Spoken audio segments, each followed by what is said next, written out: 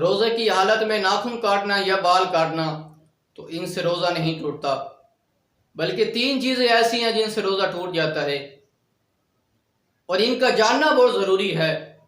سب سے پہلے منہ، ناک، آنکھ، ان 3 حصوں سے کسی دوا کا یا کسی غذا کا جسم کے اندر داخل ہونا، اس سے روزہ جو ہے وہ ٹوٹ جاتا ہے۔ لیکن کچھ اس میں ایسی دشوار چیزیں ہیں جو معاف ہیں۔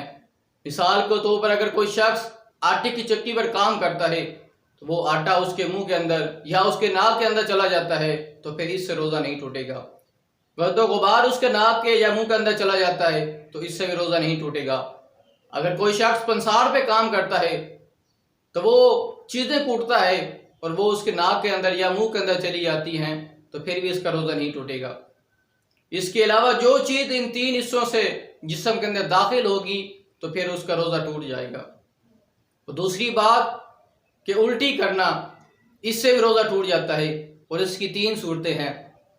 سب سے پہلے کہ اس کو یاد نہیں تھا کہ میرا روزہ ہے، اور دوسرا اس نے جان بوجھ کے الٹی کی، اور تیسرا اس کو منہ بھر کے آئی۔ اب منہ بھر کے کیا ہے کہ اتنی پریشر کے ساتھ آئی کہ وہ روک نہ سکا اس کو منہ بھر کے کہتے ہیں۔ تو اگر یہ 3 صورتیں پائی گئی پھر اس کو الٹی آئی تو پھر اس کا روزہ ٹوٹے گا۔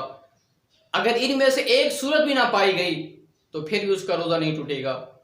مثال کے طور پر ایک اس کو یاد ہے کہ میرا روزہ ہے، پھر اس نے جان بوجھ کے الٹی کی ہے لیکن منہ بھر کے اس میں ایک صورت نہیں پائی گئی تو پھر بھی اس کا روزہ نہیں ٹوٹے گا، بلکہ یہ 3 صورتیں پائی جائیں پھر اس کو الٹی آئے تو پھر اس کا روزہ ٹوٹے گا۔ اور تیسری بات کہ اپنے اوپر غسل کو واجب کرنا، اس سے روزہ ٹوٹ جاتا ہے۔ اب واجب کرنا اور واجب ہو جانا اس میں بڑا فرق ہے۔